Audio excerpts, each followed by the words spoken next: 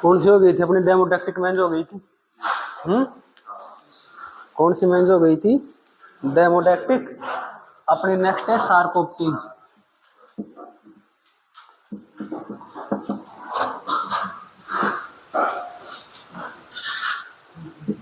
सार्कोप्टिक मेंज कौन सी? सार्कोप्टिक मेंज।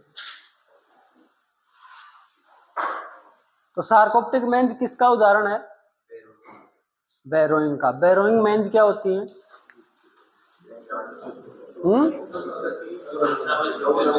त्वचा में छिद्र करती हैं और सुरंग बनाकर रहती हैं।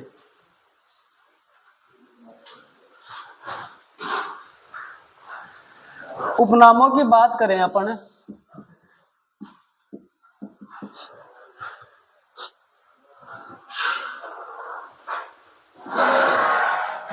एक तो बोलते हैं बार्न इच, एक ईयर मेंज, सॉरी हेड मेंज।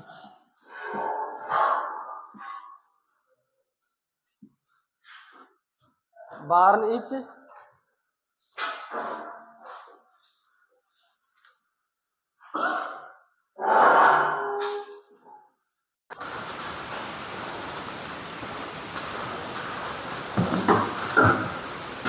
क्या बोल रहे हैं? बार्न इच और हेड मेंज। बार्न इच और हेड मेंज। एक बोलते हैं इसके बीज। क्या? इसके बीज। मेनली ये बीमारी होती है किसमें?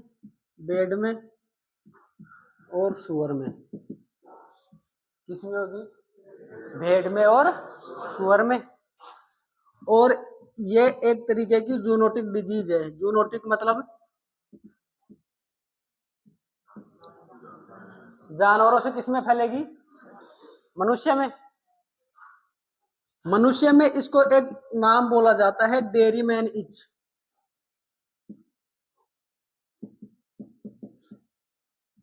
डेयरीमैन इच। टीवी देखते हो? ऐड आता है इच गार्ड का, है? आता है ना। क्या काम आती है इच गार्ड? क्या काम आती है इच गार्ड? दाद, खाज, खुजली। इसके बीज का मतलब होता है खुजली। इसके बीज का मतलब क्या होगा? खुजली। और इच मतलब वही खुजली। ठीक है। डेयरीमैन इच क्यों बोलते हैं? डेयरीमैन कौन होगा? दूधिया है? डेयरीमैन वो होगा जो पशु रखता है। पशु रखता है उसको बोलते हैं डेयरीमैन। गवाला। तो जूनोटिक डिजीज है। अगर कोई पशुपालक भेड़ रख रहा है तो भेड़ से उस पशुपालक में होगी, तो वो वहां का क्या हुआ? डेयरीमैन हुआ ना। फिर इस वजह से मनुष्यों में स्कैबीज और डेयरीमैन इच बोला जाता है। भेड़ में बार्न इच और हेडमेंज। क्लियर बात यहां तक? लिखो।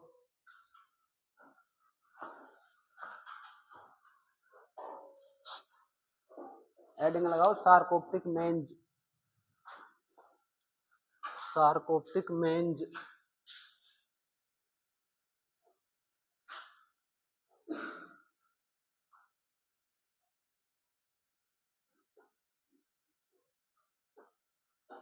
उपनाम लिख लो। बार्न itch, head mange, barn itch head mange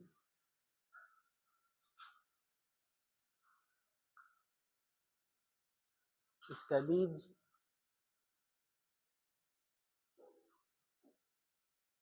barn itch head mange scabies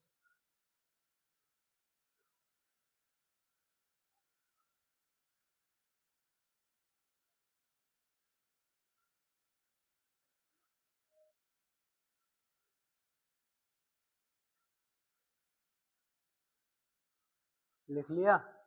उपनाम एरो लगा के लिखो। यह एक जूनोटिक बीमारी है। यह एक जूनोटिक बीमारी है। इसे मनुष्यों में स्कैबीज या डेयरीमैन इच कहा जाता है। स्कैबीज व डेयरीमैन इच स्कैबीज व डेयरीमैन इच कहा जाता है। स्कैबीज व डेयरीमैन इच कहा जाता है।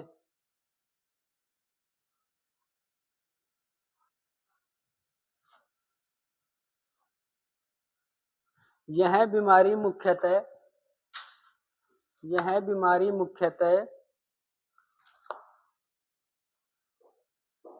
सूअर व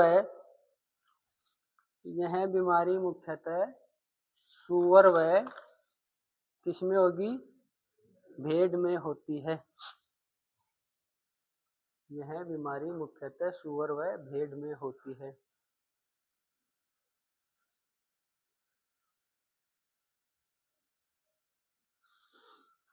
डन।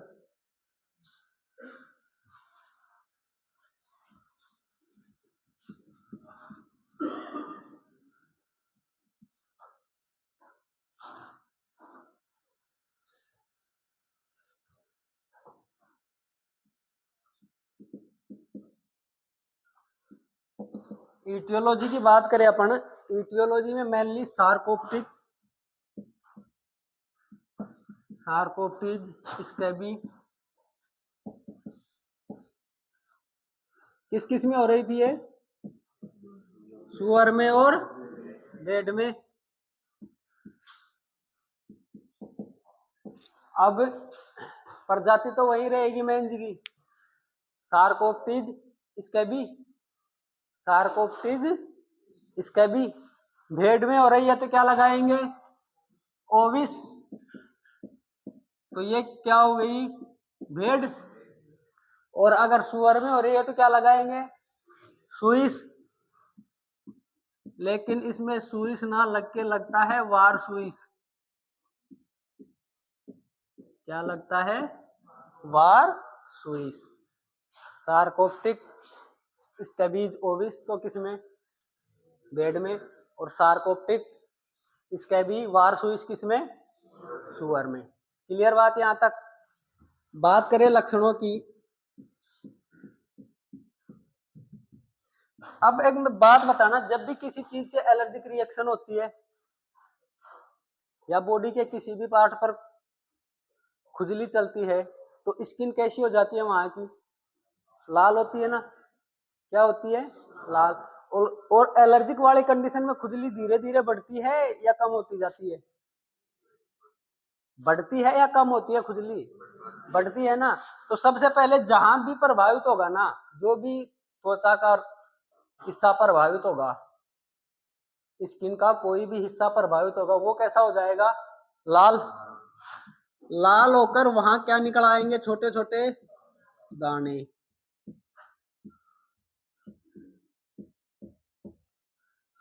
छोटे छोटे दाने निकल आए, उनमें चलेगी क्या अब? खुजली।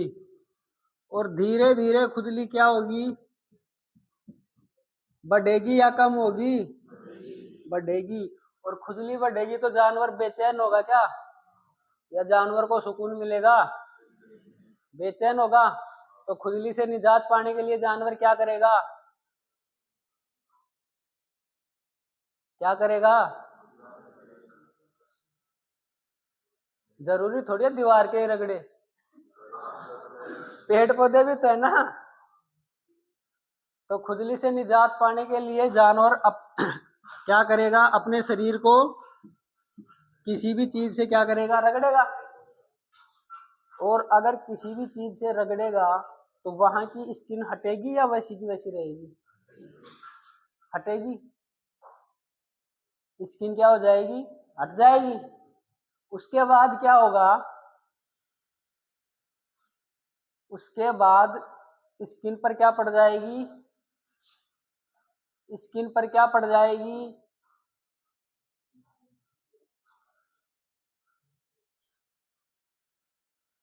पपड़ी। पपड़ी पड़ेगी या नहीं? नहीं पड़ती। फिर पपड़ी पड़ेगी, वहां की स्किन क्या हो जाएगी? सॉफ्ट होगी या हार्ड होगी? हार्ड। हार्ड होती तो उतरती ही नहीं ना स्किन रगड़ से। हाँ, हार्ड स्किन पे पपड़ी पड़ती है कभी? रगड़ने के बाद स्किन उतरेगी, उसके ऊपर कैसे होगी? कैसे होगी बता? कैसे होगी? तू मेरे को बता तो सही। हाँ तो नहीं होगी, मैं भी तो बोल रहा हूँ।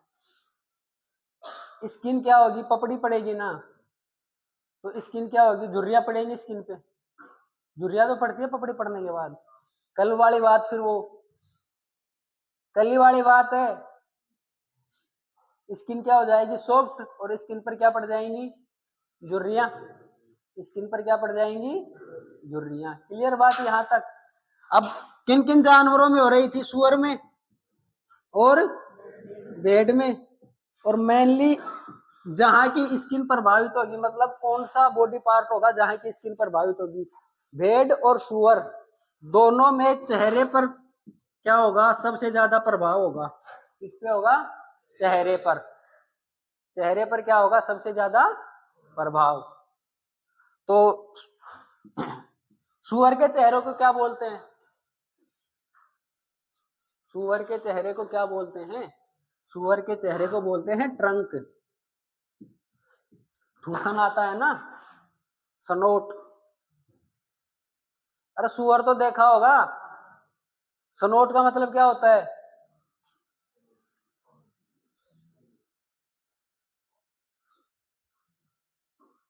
देखना आज सूअर और सनोट देखना।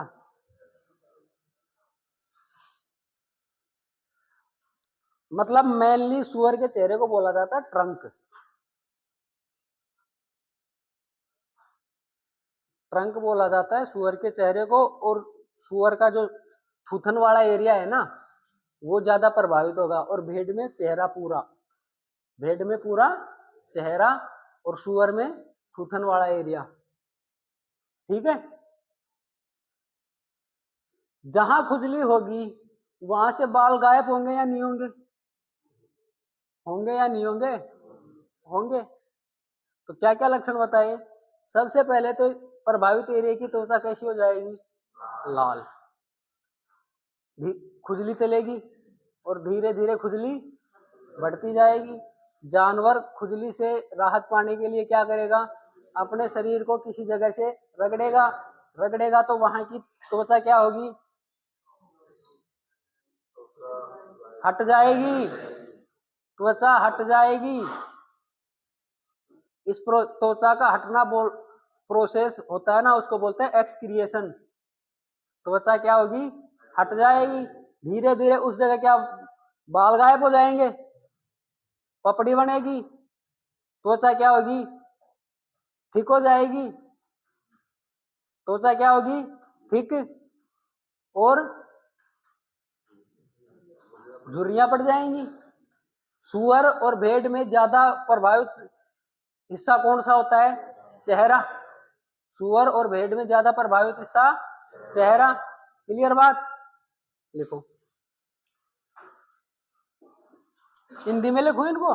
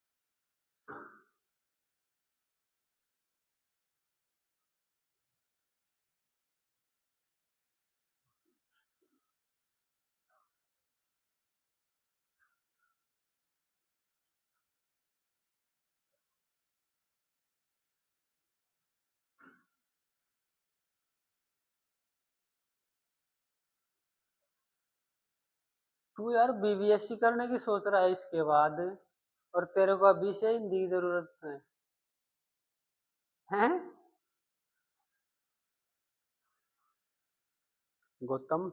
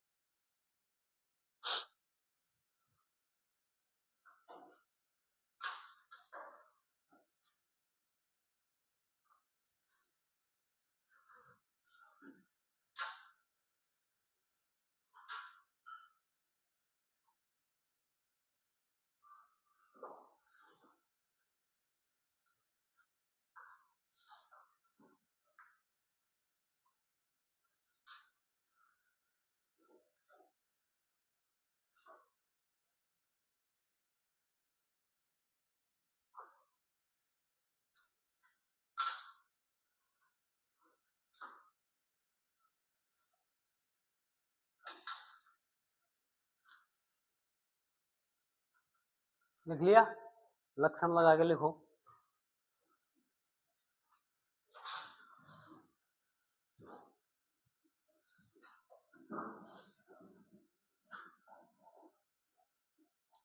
प्रारंभ में प्रभावित त्वचा, प्रारंभ में प्रभावित त्वचा लाल हो जाती है। प्रारंभ में प्रभावित त्वचा लाल हो जाती है। प्रारंभ में प्रभावित त्वचा लाल हो जाती है तथा छोटे छोटे दाने निकल आते हैं। तथा छोटे छोटे तथा छोटे छोटे दाने निकल आते हैं।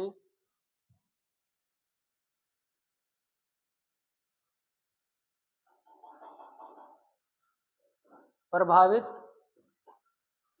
दूसरा, प्रभावित हिस्से पर, प्रभावित हिस्से पर खुजली चलती है। प्रभावित हिस्से पर खुजली चलती है तथा यह धीरे धीरे बढ़ती जाती है। तथा यह धीरे धीरे बढ़ती जाती है। तथा यह धीरे धीरे बढ़ती जाती है। नेक्स्ट लिखना। खुजली से राहत पाने के लिए जानवर, खुजली से राहत पाने के लिए जानवर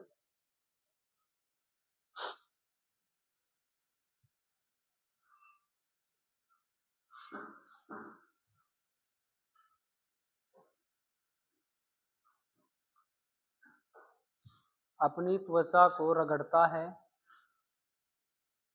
अपनी त्वचा को रगड़ता है जिसके कारण त्वचा की बाहरी परत, जिसके कारण त्वचा की बाहरी परत हट जाती है। जिसके कारण त्वचा की बाहरी परत हट जाती है।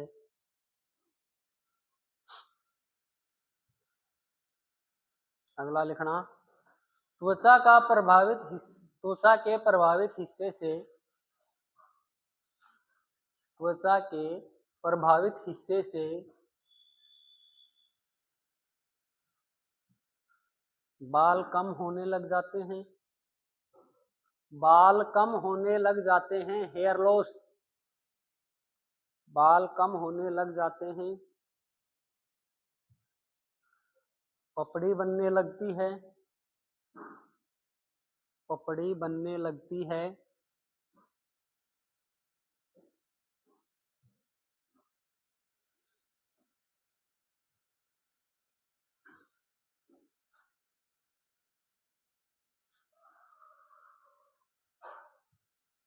त्वचा त्वचा झुर्रीदार व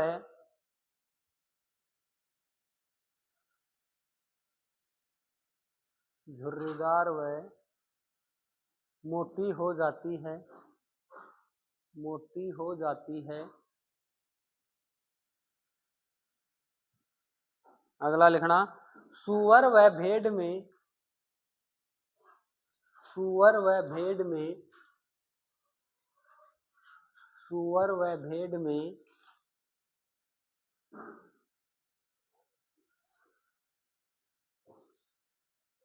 चेहरे पर सबसे ज्यादा प्रभाव होता है। चेहरे पर सबसे ज्यादा प्रभाव होता है। सुअर व भेड़ में चेहरे पर सबसे ज्यादा प्रभाव होता है।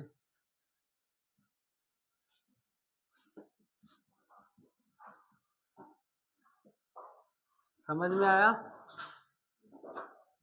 क्या? क्या लिखवाया? अच्छा, और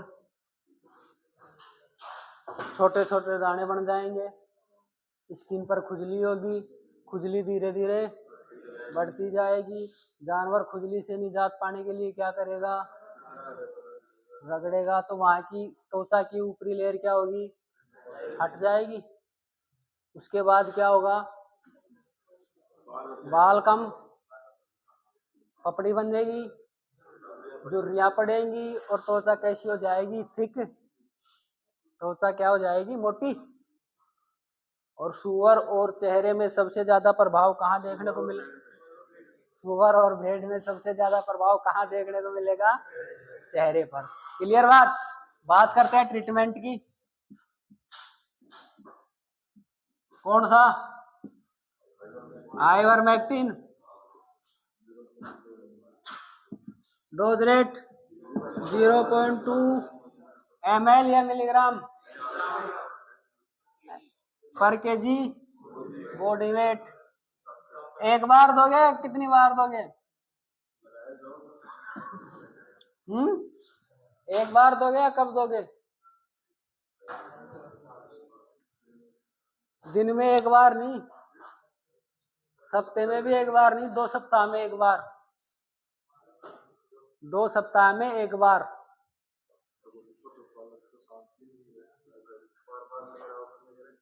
इतना पागल कोई नहीं है। हथेली में सरसों नहीं उगती। एक कहावत है कि गीदड़ की जल्दी से बेर नहीं पकते। समझ में आई बात? अरे गादड़ा की तावड़ से बेर कौन पाकी? समझ गो हैं?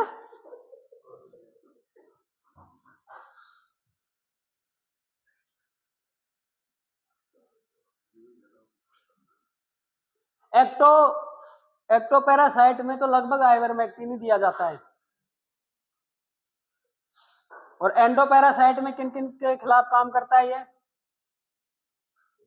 निमेटोड्स, आर्थ्रोपोड्स और आर्थ्रोपोड्स दोनों के खिलाफ काम करता है। और कौन सा एंटी एलमेंथिक है ये? ब्रॉड स्पेक्ट्रम एंटी एलमेंथिक है या फिर नैरो ब्रॉड?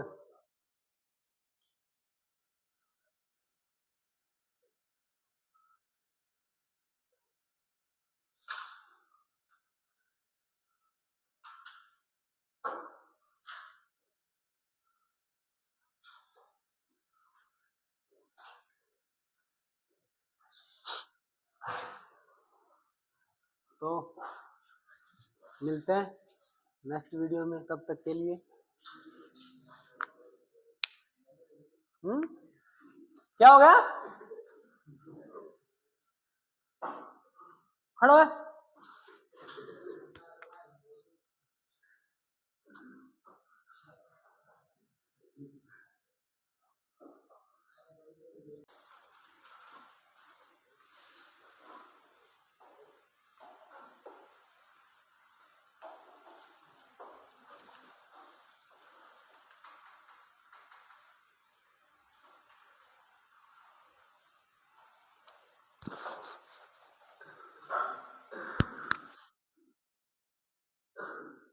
बैरोइंग और नॉन बैरोइंग मेंज में क्या अंतर था?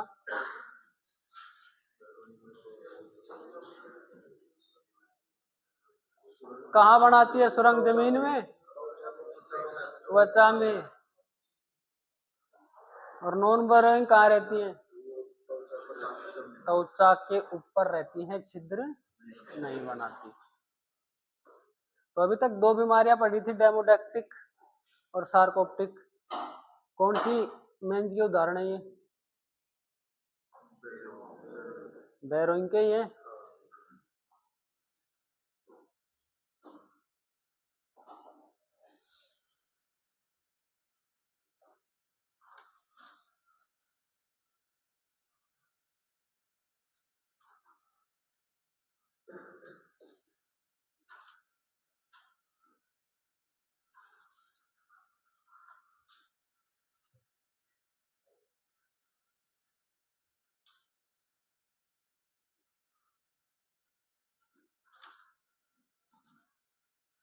तो चलते हैं, तब तक के लिए मिलते हैं नेक्स्ट वीडियो में। तो एक बात है, सुनाऊं कि झूठों की महफिल में सच्चे आने लगे हैं, झूठों की महफिल में सच्चे आने लगे हैं, आशिकों की गिनती में बच्चे आने लगे हैं, आशिकों की गिनती में बच्चे आने लगे हैं। इन लड़कियों को भ्रम है कि इनकी खूबसूरती बढ़ गई है, इन लड़कियों को भ्रम है कि इनकी खूबसूरती बढ़ गई है, पर इन्हें क्या पता कि मोबाइल के कैमरे अच्छे आने लगे हैं।